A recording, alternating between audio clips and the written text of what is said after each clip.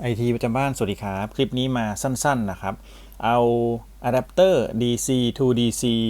มารีวิวให้ชมนะครับตัวนี้เป็นอะแดปเตอร์ที่ผมจะเอามาใช้กับระบบโซลาร์เซลล์เพื่อที่จะจ่ายไฟให้กับ USB-A ของกล้องและของอุปกรณ์อื่นพวกเซนเซอร์นะครับก่อนหน้านี้ผมใช้แบบนี้ซึ่งเป็นวงจรนะครับแล้วก็มี USB-A อยู่เสียบไปใช้งานได้มันจะไปเปลือยหน่อยก็โอเคนะครับแต่มีทางเลือกที่ดีกว่านะทางร้าน DIY Mall เนี่ยครับร้านนี้เขาทำแบบนี้มาขายก็เลยถือโอกาสซื้อมาใช้แล้วก็เอามารีวิวให้ชมด้วยมายืนยันด้วยนะครับใช้งานได้ดีผมเอามาต่อทดสอบกับอะแดปเตอร์ไฟ12โวลต์ 4.8 แอมป์ แบบนี้ก็ใช้งานได้โอเคเลยครับยืนยันสามารถซื้อมาใช้ได้ในราคาที่ใกล้เคียงกันแพงกว่าตัวเดิมเล็กน้อยเท่านั้นเองนะครับมีขายหลายแบบมีแบบ1พอร์ต USB แบบนี้แล้วก็แบบ2พอร์ต USB แบบนี้นะครับสามารถที่จะซื้อมาใช้ได้โดยที่ Input จะเป็น DC 7โวลต์ถึง20โวลต์นะครับ7โวลต์ถึง20โวลต์นะครับ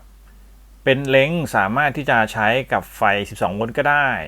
แล้วก็18โวลต์ก็ได้พวกแผงโซลาร์เซลล์ก็ได้แต่จริงๆแล้ว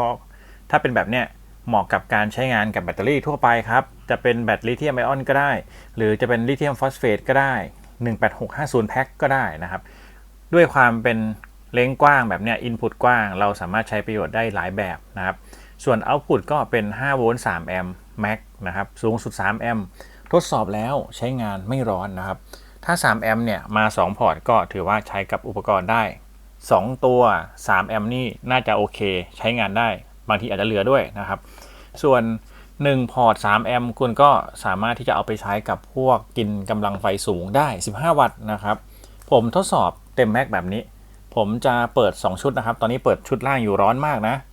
ตัวนี้เป็นตัวกินไฟตัวต้านทานนะครับผมจะเปิด2ชุด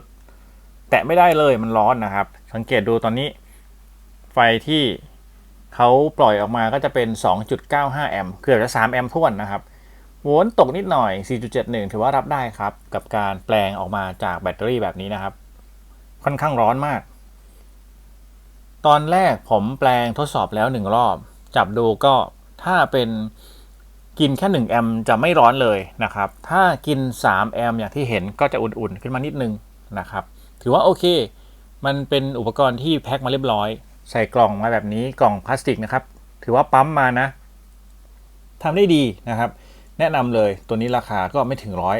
ผมรู้สึกว่าดูดีมากพอเป็นอุปกรณ์แพ็คสำเร็จเอามาต่อใช้งานเนี่ยดูดีกว่าวงจรเยอะเลยนะครับก็เอามาอยู่ประมาณนี้เอามายืนยันให้ชมท่านใดที่ใช้ระบบโซลาร์เซลล์12โวลต์อยู่หรือเป็นแบตเตอรี่ลิเธียมฟอสเฟต 14.4 โวลต์หรือเป็นแบตเตอรี่แบบแอซิดที่เป็นเจลเป็นตะกั่วก็แล้วแต่สามารถซื้ออะแดปเตอร์ตัวนี้มาใช้งานได้เลยนะครับอยู่ในเล้งโวลต์ขาเข้าที่เขารองรับหมดเลยนะครับก็เอาสินค้าดีๆมารีวิวให้ชมมายืนยันตามนี้ถ้ามีคำถามคอมเมนต์ไว้ได้เลยเดี๋ยวจะทดสอบเพิ่มแล้วมาตอบให้สำหรับคลิปนี้ก็ขอบคุณที่รับชมนะครับสวัสดีครับ